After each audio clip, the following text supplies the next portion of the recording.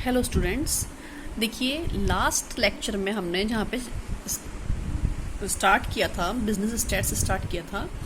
Business stats में हमने general idea लिया था कि हमें सेंट्रल टेंडेंसीज का मतलब क्या होता है। सेंट्रल टेंडेंसीज में जो है फ्रीक्वेंसी की जो सीरीज़ है उसके बारे में हमने बात की थी, क्योंकि वो सब यहाँ पे सेंट्रल टेंडेंसीज में यूज़ आने वाली है। तो अब हम फर्स्ट सेंट्रल टेंडेंसी लेंगे, दिस इज मीन।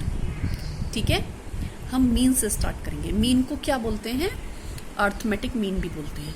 ठीक है, तो यहाँ पे हमारे मीन कैलकुलेट करने के दो मेथड्स हैं। ये फर्स्ट मेथड है। फर्स्ट मेथड क्या है हमारा? Direct method. फर्स्ट मेथड है हमारा डायरेक्ट मेथड। ठीक है, अब देखिए हमने कल डिस्कस किया था लास्ट लेक्चर में कि सीरीज जो है फ्रीक्वेंसी डिस्ट्रीब्यूशन की तीन तरह की होती हैं, इंडिविजुअल, डिस्क्रीट और कॉन्टिन्यूस। तो हम सबसे पहले बात करेंगे इंडिविजुअल सीरीज की, क्योंकि सबके सीरीज के हिसाब से चीज़ों के फॉर्मूले चेंज हो जाते हैं, इसीलिए हम इंडिविजुअल सीरीज की बात करेंगे। इंडिविजुअल सीरीज में क्या है,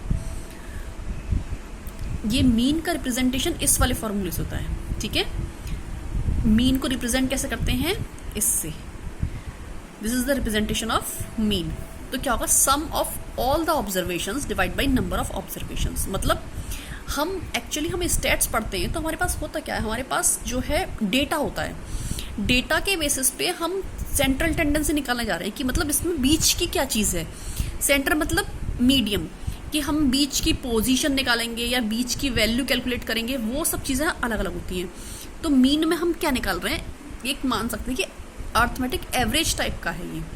ठीक है, तो ये क्या होगा? सम जितनी भी ऑब्जर्वेशंस है, जैसे कि हमने एक बच्चा थोड़ा सा ज़्यादा अच्छा है, एक बच्चा जो है बीच का है और एक बच्चा ख़राब है, तो हम उसकी एवरेज की बात करेंगे। तो हम क्या है कि 3 स्टूडेंट्स हो गए और वो तीनों की जब कैरेक्टरिस्टिक्स का एवरेज कर लेंगे तो हमारा क्या बीच की बात किया जाएगी कि जो मीडियम वाला बच्चा है वो। तो इसको रिप्रेजेंट कैसे करेंगे फॉर्मूले को? ये क्या है, इसको बोलते हैं समेशन। मतलब इसको समेशन बोलते हैं। समेशन का मतलब होता है सिग्मा भी बोल सकते हैं इसको। क्या इसका मतलब होता है कि ये जो ऑब्जर्वेशंस हैं इनको सबको हमें क्या करना है? टोटल करना है। ठीक है, एक्स ऑब्जर्वेशंस हैं।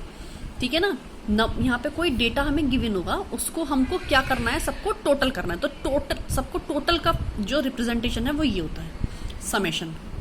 ठीक है, divide by N, total number of observations. ठीक है, अब क्वेश्चन की तरफ आ जाइए। क्वेश्चन से समझेंगे तो अच्छे से समझ में आ जाएगा।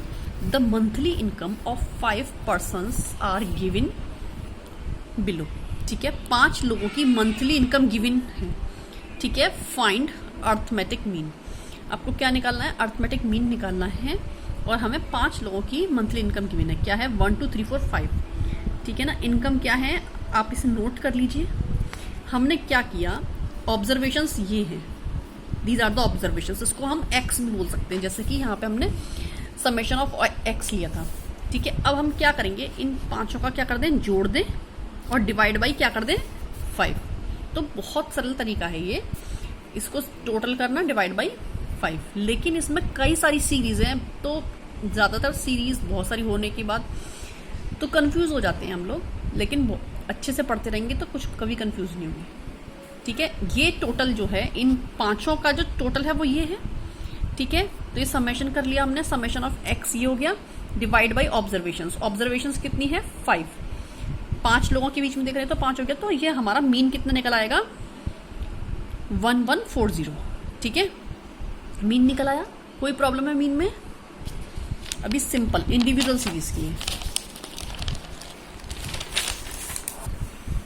देखिए, अब एक और इलस्ट्रेशन है, एक और क्वेश्चन है, आप इसे नोट करिए। और बहुत सरल है, इसीलिए ये इसी वाले मेथड से सबसे पहले किस वाले मेथड से? इंडिविजुअल सीरीज के ही मेथड से हम इसको निकाल के देखेंगे। अगर कुछ नहीं पढ़ने में आ रहा तो मैं एक बार पढ़ के बताती हूँ। The marks obtained by 10 students in an examination are as given below. ठीक है, ये रोल नंबर है, मतलब ये सीक्वेंस है, इससे कोई फर्क नहीं पड़ रहा है हमें। 1 से लेके हमारे 10 तक हमारे रोल नंबर्स हैं। और मार्क्स क्या हैं? 43, 48। आप लिखते जाइए। ठीक है, दिख रहा होगा मैथ्स की फिगर देख मतलब समझने में इतनी दिक्कत नहीं है, लिखते जाइए, ठीक है। लिख लिया, आप इसको सिंपल वाले मेथड से करेंगे, ठीक है। फिर आप सिंपल वाले मेथड से करेंगे, इसीलिए मैं आप यहीं पे छोड़ूंगी आपकी ये वीडियो। शॉर्टकट मेथड का फॉर्मूला आपको बताऊंगी, उससे फिर हम कल पहले इसको शॉर्टकट से करेंगे, फिर शॉर्टकट से दूसरे जो अभी किया था उससे फिर आप करके दिखाएंगे। अर्थमेटिक मीन, अर्थमेटिक मीन का शॉर्टकट का फॉर्मूला भी देख लीजिए। अर्थमेटिक मीन का शॉर्टकट का फॉर्मूला बस लिख लीजिए, नेक्स्ट वीडियो में अपलोड करूंगी मैं, क्योंकि ये वाला क्वेश्चन आप करेंगे। देखिए इंडिविजुअल सीरीज में क्या है, ये mean is equal to a plus sigma d x. Sigma d x मतलब summation of d x divide by n. D x क्या होता है ये समझ लीजिए, ए क्या है पहले तो समझ लीजिए। ए इज एज्यूम्ड मीन, हमने बीच का कोई सा भी मीन उसमें से एज्यूम कर लिया।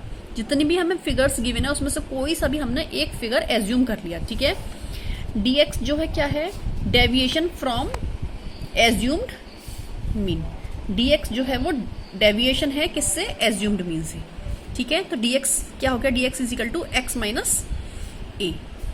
ये डी एक्स क्या है, डेविएशन फ्रॉम एज्यूम्ड मीन। तो जो भी एक्स की वैल्यू होगी उससे कितना डिफरेंस है, डेविएशन का मतलब है कि कितना डिफरेंस है, तो उसको बोलेंगे d x. D x is equal to x minus a, ठीक है।